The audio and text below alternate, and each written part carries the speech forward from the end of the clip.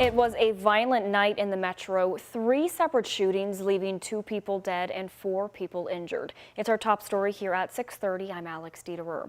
And just into the newsroom, there was another man that had been injured after being shot multiple times in his vehicle in the California neighborhood. All of this carnage began just past 11:30 last night with a shooting in the Taylor-Berry neighborhood. A few hours later, police were called to the edge of the Audubon-Dale neighborhood. Then an hour before sunrise, as the night was wrapping up in the Southland Park neighborhood, gunfire broke out inside the hotspot. 4 people were shot, 2 people killed. WHAS11's Connor Steffen sat down with the Metro Council member Khalil Batshon, who represents the district, and talked about the steps he's taking to prevent future incidents.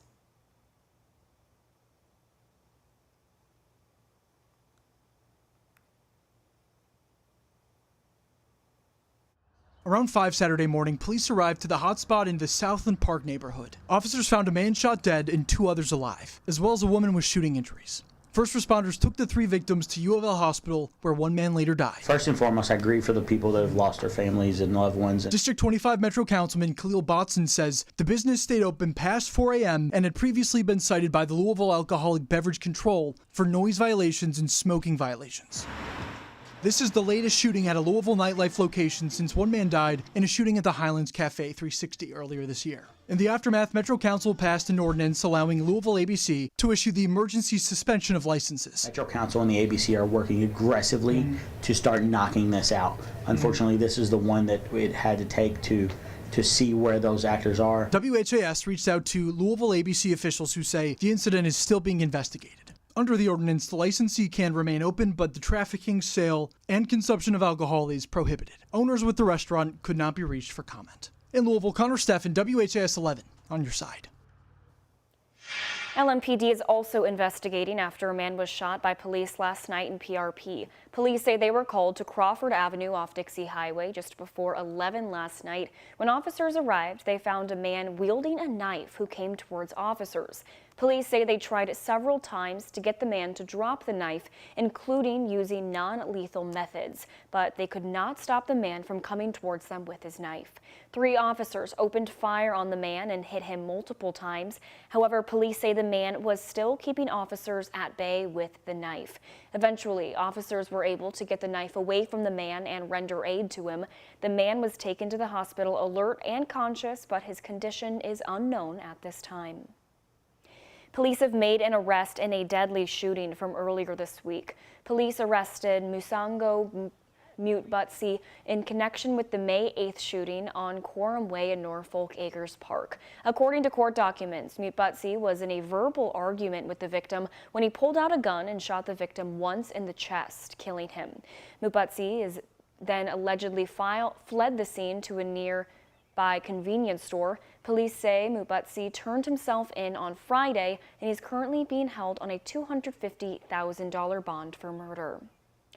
The 2 men accused in connection with the death of a 21-year-old shot inside Cafe 360 on Bardstown Road at the beginning of March both appeared in court this morning.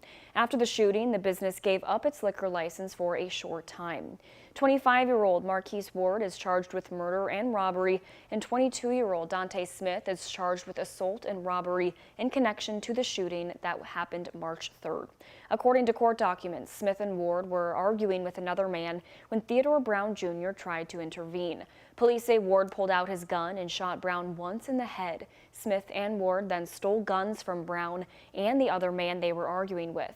Court documents say this was all caught on video surveillance. Both Ward and Smith are being held on a $250,000 bond and are expected in court on the 20th. Well, it's been more than a year since a gunman opened fire inside Old National Bank, killing 5 people. Further deaths were prevented by the quick and heroic actions of LMPD officers like Officer Nick Wilt, who was shot in the head while responding to the mass shooting. Since then, Wilt has made a remarkable recovery, and today his family was honored at an event to promote brain health. Wilt's family, in partnership with the Brain Injury Alliance of Kentucky, hosted a run, walk, and roll today at EP Tom Sawyer Park. The event is an annual event to help those who have been impacted by traumatic brain injury. This year's event was extra special, with Officer Wilt acting as chair of the race. We have so many people that do support this cause. So many people are affected by brain injury, and they're here supporting those people that they care for. The Kentucky Traumatic Brain Injury Trust Fund estimates that 35,000 Kentuckians are affected by brain injury each year. That is double the national average. Proceeds from today's event go directly into that fund. Louisville's Department of Corrections took today to give back to the community, heading to Wayside Christian Mission to clean up the playground area and help to spruce it up. LMDC says they do this every year as a way of helping out their neighborhoods.